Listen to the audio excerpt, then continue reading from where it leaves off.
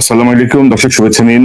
দর্শক, অনেকদিন পরে আপনাদের মুখোমুখি আসলাম, অনেকদিন পরে অনুষ্ঠান নিয়ে আসলাম এবং আজকের এই যে নামটি দেখছেন 360 সেকেন্ডস, এটি একটি নতুন এপিসোড হিসেবে আপনারা প্রতিদিনই পাবেন, হয়তো একটা দুটো করেও পেতে পারেন। কারণ আমি চেষ্টা করছি গুরুত্বপূর্ণ বিষয়গুলো যেন 6 মিনিটের মধ্যে তুলে ধরা যায়, সেই একটি উদ্যোগ হিসেবে আজকের প্রথম প্রোগ্রাম। আহ শিরোনাম দেখে বুঝতে পারছেন যে শিরোনামে আপনারা দেখেছেন যে যে শিরোনামটি আমরা করেছি, সাদা পোশাকে লুকানো দানব, প্রধানমন্ত্রী সশস্ত্র বাহিনী আইনের পরিবর্তন জরুরি, বাংলাদেশ নৌবাহিনীর মংলার সিও মোহাম্মদ মাসুদুর রহমান জাহিদ, তাকে নিয়ে আমার আজকের এই অনুষ্ঠান। তার নামের শেষে অনেক ধরনের পিএসসি সহ বেশ কয়েকটি নৌবাহিনী সংক্রান্ত ডিগ্রি আছে, এবিসিডি এফজিএফ। মানে বোঝা যায় যে সিও তো আর এমনি এমনি হবে না, অনেক প্রশিক্ষণ আছে আর কি। তো ধরেন, আহ দানব না বলে আমি জানোয়ারও বলতে পারতাম, আমি অমানুষও বলতে পারতাম, পশুও বলতে পারতাম। সেটি না বলে অনেকে দানব, অর্থাৎ মানুষের মধ্যে যে দানবীয় সত্তা, সেই সত্তাটা কিন্তু সবার মধ্যেই আছে। যারা মানুষ তারা এই দানব সত্তাকে, জানোয়ার সত্তাকে চাপা দিতে পারে। যারা দানব তারা পারে না। তারা মানুষ হয়ে যখন ক্ষমতার একটা জায়গায় যায়, যখন একটা পর্যায়ে পৌঁছায়, তখন তারা নিজেদেরকে বিশাল কিছু মনে করে। ধরেন আজকের এই আলোচ্য যে বিষয়টা, কেন আমি দানব বলছি, এই ভদ্রলোকের নাম হচ্ছে মোহাম্মদ মাহবুবুর রহমান। তিনি বাংলাদেশ নৌবাহিনী জাহাজ মংলার যে অর্থাৎ ইলেকট্রিক্যাল সেকশনে তিনি জুনিয়র পেটি অফিসার, জেসিও তিনি কাজ করতেন। এই জাহিদ সাহেব, জাহিদের ছবিটা আপনাদেরকে একটু ভালো করে দেখাই, যদি আপনারা মানে মনে রাখা দরকার, এই জাতীয় মানবদেরকে একটু মনে রাখতে পারলে ভালো। এই জাতীয় মানবদের অনেক রকমের কীর্তিকলাপ আছে। তো এই যে জাহিদ আপনার সিও মংলা, তিনি এই ইলেকট্রিক্যাল সেকশনের এই অফিসারকে নির্দেশ দেন সম্ভবত গত ফেব্রুয়ারি 9-10 তারিখে, যে সিসিটিভি যে ক্যামেরাগুলো আছে সেই ক্যামেরাগুলো ঠিক মতো কাজ করছে না, ঝিলঝিল করছে, সবগুলো খুলে আবার রিপ্লেস করার জন্য। তো ওই ঘাটির যে ইঞ্জিনিয়ার তিনি বলেছেন যে একসঙ্গে যদি সব সিসিটিভি ক্যামেরা খুলে ফেলা হয় তাহলে ঘাটির ঝুঁকিতে পড়বে, একসাথে সব খোলার দরকার নেই। এটা টেকনিক্যাল আসপেক্টে তিনি এই কথাটি বলেছেন। কিন্তু পরদিন বা একদিন পরে সিও এসে যখন দেখেছে যে সিসি ক্যামেরা সব খুলে এটাকে আবার মানে কি বলবো, এটাকে মানে পুনঃস্থাপন করা হয় নাই, তখন সিও এই মাহবুবুর রহমানকে 30 দিনের লিবার্টি হরণ করে, 30 দিনের লিবার্টি স্টপ করে, তাকে 30 দিনের জন্য অনবোর্ড করে। অর্থাৎ 30 দিন তিনি এই বেস থেকে বেরোতে পারবেন না। এবং তার ক্ষেত্রে আমরা যেটা জানতে পেরেছি, তাকে একটি রুমে আটকে রাখা হয়েছিল, তার ক্যান্টিনে যাওয়া নিষেধ, তার মসজিদে যাওয়া নিষেধ, সকল ধরনের লিবার্টি স্টপ করা হয়েছে, তার স্বাধীনতা হরণ করা হয়েছে। সিও নির্দেশ দিয়েছেন এবং সেটি 30 দিনের জন্য গত 12ই ফেব্রুয়ারি থেকে। এবং বাংলাদেশ নৌবাহিনীর যে আইন, সেই আইনের থেকে আমি যদি আপনাদেরকে একটু দেখাই, এটি হচ্ছে নৌবাহিনীর আইন, arrest, delays, investigation of charges, summaries of evidence, chargesheet and charges and summary punishments.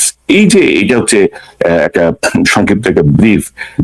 এটার ব্যাপারে এটাতে অনেক ধরনের ক্লজ আছে, কে কাকে শাস্তি দিতে পারে, কারা শাস্তি দিতে পারে, কতদিনের শাস্তি দিতে পারে ইত্যাদি অনেক কিছু দেখে আমি যেটা দেখলাম যে এই যে 30 দিনের যে লিবার্টি স্টপ, একজন জেসিও কে আসলে সিও এইভাবে শাস্তি দিতে পারে না। এবং 12 ফেব্রুয়ারি যে শাস্তি শুরু হয়েছে, এর মধ্যে রমজান এসেছে, রমজানের মধ্যে তার পরিবার তার সঙ্গে দেখা করতে চেয়েছে, তাকেও পরিবারের সঙ্গে দেখা করতে দেওয়া হয়নি। তার পরিবার বোধহয় খুলনাতেই থাকেন বা মংলাতেই থাকেন কাছাকাছি, কিন্তু তাকে যেতে দেওয়া হয় নাই। এবং এই ভদ্রলোকের উপরে এই 30 দিনে যে মানসিক পীড়ন করা হয়েছে, সেই পীড়নের জের ধরে তিনি গত 8ই মার্চ আত্মহত্যা করে পৃথিবী থেকে বিদায় নিয়েছেন। এবং অর্থাৎ শাস্তি শেষ হওয়ার 9-10-11 3 দিন আগে তিনি সুইসাইড করেছেন। এবং নিয়ম অনুযায়ী এই জাতীয় শাস্তি যারা ভোগ করে তাদের সাথে একজন অ্যাটেন্ডেন্ট দেওয়ার কথা, তার মেন্টাল রিলিফের জন্য, তাকে নজরে রাখার জন্য, সেজন্য মানসিক ব্রেকডাউন না হয়, সেটিও এখানে পালন করা হয়নি। এবং এই ঘটনার পরে যে জাহিদ মাসুদুর রহমান, তাকে আসলে আপনার বদলি করা হয়েছে জাস্ট 9 তারিখে। আমি যদি আপনাদেরকে একটু দেখাই একটু ভালো মতো, তাহলে আপনারা বুঝতে পারবেন। জাহিদকে আপনার পরের দিন 9 মার্চে ক্যাপ্টেন মোহাম্মদ মাসুদুর রহমান জাহিদ, নৌবাহিনী, বিসিজিএমএস AFWP AFWCPSC-BN, তার নাম্বার হচ্ছে 1219।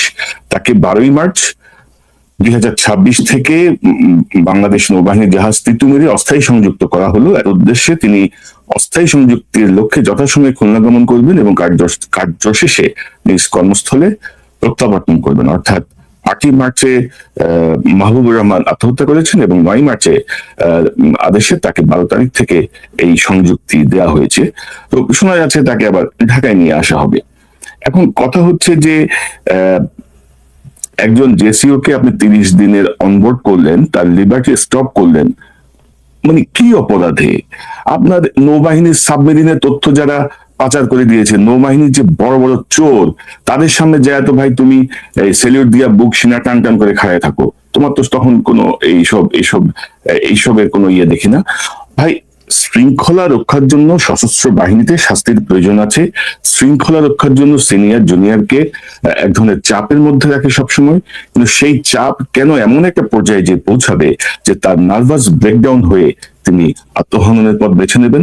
এখন শোনা যাচ্ছে তার পেনশনও নাকি তারা দিবেন না, তারা নাকি নানা রকমের কার্যকলাপ বের করার চেষ্টা করছেন, যে সুইসাইড করছে, সুইসাইড করলে পেনশন পাবে না, এই পাবে না। আমি তো মনে করি যে এই মাহবুবুর রহমান যাকে হত্যা করা হয়েছে মানসিক পীড়ন করে, তাকে ক্ষতিপূরণ দেওয়া উচিত। এই জাহিদের সারা জীবনের প্রেভিডেন্ট ফান্ড, পেনশন ফান্ড সব কেটে তাকে দিয়ে দেওয়া উচিত এই সব অধ্যত্বপূর্ণ সিওগিরি করার জন্য। মাননীয় প্রধানমন্ত্রী, আপনাকে যে আবেদনটি আমি করতে চাচ্ছি, বাংলাদেশের সশস্ত্র বাহিনীর যে আইন সেটি ব্রিটিশ আমলের আইন, এবং ব্রিটিশ আমলে আমাদের সশস্ত্র বাহিনীতে অফিসার পদে খুবই গুটি কয়েক মানুষ হয়তো সুযোগ পেতেন, অধিকাংশই ছিলেন সৈনিক এবং যে সিও লেভেলের, মিড লেভেলের কর্মকর্তা। তাদেরকে নিয়ন্ত্রণ করার জন্য কঠোরতম আইন, তাদেরকে দমন করার জন্য কঠোরতম আইন ব্রিটিশরা প্রয়োগ করেছিল। সেই ব্রিটিশ আইনে আমাদের সশস্ত্র বাহিনী চলছে, এখনো আমাদের পুলিশ চলছে, আমাদের কারাগারগুলো চলছে।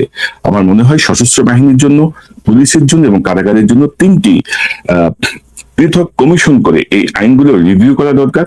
আমার মনে হয় যে 6 মাস থেকে 8 মাসের মধ্যে এটি পূর্ণাঙ্গ ভাবে মূল জায়গাগুলো আমরা সংশোধন করতে পারি।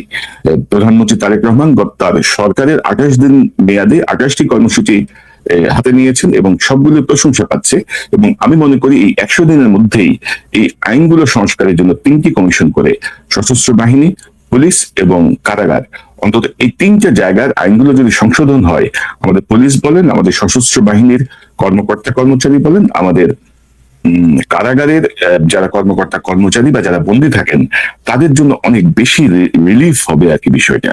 কারণ হচ্ছে দেখেন, আইন তো মানুষের জন্য, কিন্তু সেই আইনের অপপ্রয়োগ বা সেই আইনের বাড়াবাড়ি রকমের প্রয়োগ, মানে আপনি সিসিটিভি কেন চেঞ্জ হয় না এই জন্য এই মাহবুবুর রহমান 29 বছর নৌবাহিনীতে চাকরি করেন, তাকে আপনি 30 দিনের অনবোর্ড করে দিলেন, মাঝখানে রমজান আসলো, আপনি দেখা করতে দিলেন না, তাকে তার ফ্যামিলির সঙ্গে দেখা করতে দিলেন না, এবং তার স্ত্রী সম্ভবত তার 2 মেয়ে, এই 2 মেয়ে সহ তারা দেখা করতে এসেছিলেন, তাদেরকে সেই সময় দেখা করতে দেওয়া হয়নি। তার বড় মেয়ে সম্ভবত এসএসসি তে পড়ে বা 9-10-এ পড়ে, এই 2 মেয়ে তার স্ত্রী দেখা করতে এসেছিলেন তার সাথে বেইজে, কিন্তু তাকে দেখা করতে দেওয়া হয়নি কারণ তিনি পানিশমেন্টে আছেন। ক্যাপ্টেন মাসুদুর রহমান জাহিদের পানিশমেন্ট, ক্যাপ্টেন মানে হচ্ছে বাংলাদেশ সেনাবাহিনীর এই কর্নেল ইকুইভ্যালেন্ট পদের কর্মকর্তা মাসুদুর রহমান জাহিদ। তো এই যে ধরেন মানুষের মধ্যে যদি মানবিক বোধ না থাকে, আপনি ভাই কোথাকার কোন সিইও, কোথাকার কোন ক্যাপ্টেন, কোথাকার কোন অ্যাডমিরাল, কোথাকার কোন ব্রিগেডিয়ার, কোথাকার কোন জেনারেল, এইগুলো কাউন্ট করার ভাই আসলে আমার মনে হয় না এই বর্তমান 2026 সালে এসে এত কিছু কাউন্ট করতে হবে। কারণ পুরো পৃথিবীর যে সশস্ত্র বাহিনী, পুরো পৃথিবীর যে পুলিশ বাহিনী, তাদের প্রথম বিষয়টা হচ্ছে তাদেরকে মানবিক হতে হয়। আপনি কি অপরাধে কি শাস্তি দিলেন, এবং আমি বলবো যে মাননীয় প্রধানমন্ত্রী আপনি হস্তক্ষেপ করুন, আইন পরিবর্তনের উদ্যোগ নেওয়ার পাশাপাশি এই যে ঘটনাটি ঘটলো, এই ঘটনাটি আপনি চেক দেন।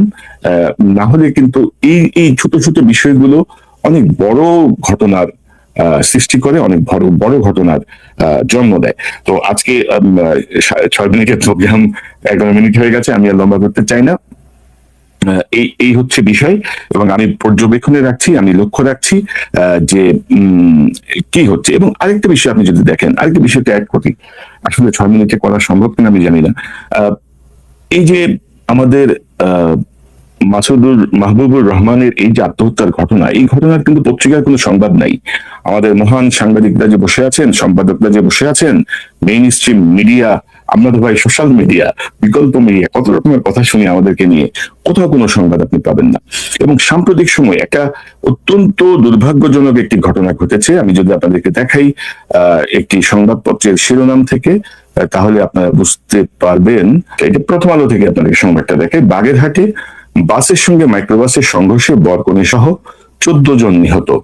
শিরোনাম দেখে আপনারা বুঝবেন যে হয়তো একটা নর্মাল বাস, কিন্তু আপনি যদি সংবাদের ভেতরের দিকে যান, একেবারে ভেতরের দিকে যান, তাহলে আপনি দেখবেন যে প্রত্যক্ষদর্শী কয়েকজন জানান, মোংলা থেকে ছেড়ে আসা নৌবাহিনীর বাসটি বেলাই ব্রিজ এলাকায় পৌঁছালে বিপদের দিক থেকে আসা মোংলাগামী মাইক্রোবাসটির সঙ্গে মুখোমুখি সংঘর্ষ হয়।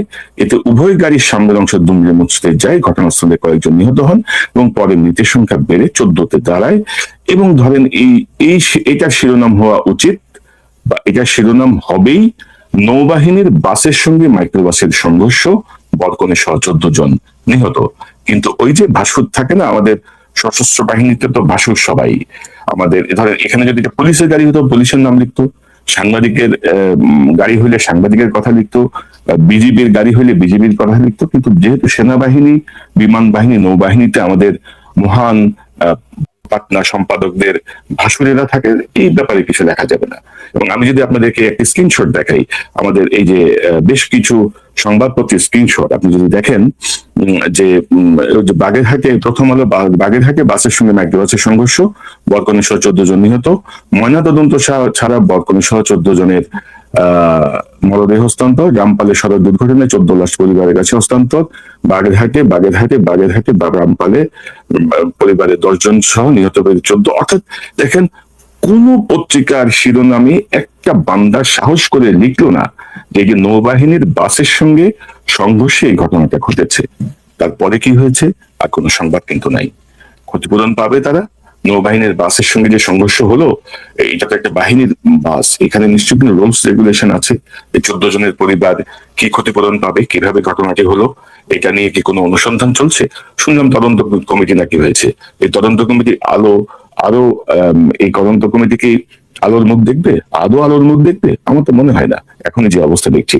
তো সবকিছু মিলিয়ে আমি মনে করি মাননীয় প্রধানমন্ত্রী জনাব তারেক রহমান, আপনার মনোযোগ আকর্ষণ করছি, আপনি আশা করি আপনি কার্যকর পদক্ষেপ নেবেন এবং এই জাতীয় বিষয়গুলো থেকে বের করে নিয়ে আসবেন। আমরা আমাদের বাহিনীকে শ্রদ্ধা করতে চাই, আমাদের সশস্ত্র বাহিনী, আমাদের পুলিশ বাহিনী, আমাদের বিজেপি, যারা আমাদের দেশ রক্ষা এবং শান্তি শৃঙ্খলা রক্ষার সঙ্গে যুক্ত, আমরা তাদেরকে শ্রদ্ধা করতে চাই।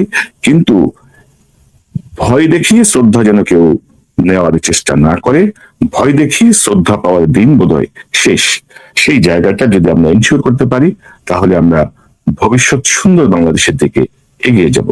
দর্শক, 6 মিনিটের প্রোগ্রাম 9 মিনিট হয়ে গেছে। আশা করি সামনের পর্বগুলো থেকে আমি চেষ্টা করবো আরো টাইট করার জন্য। আসলে এত প্রসঙ্গ থাকে, অনেক সময় সম্ভব হয় না। ভালো থাকবেন, এই চ্যানেলটি সাবস্ক্রাইব করে আমাদের পাশে থাকুন, এই চ্যানেলের মেম্বারশিপ দিয়ে আমাদের পাশে থাকুন। আবারও দেখা হবে ইনশাল্লাহ। আসসালামু আলাইকুম।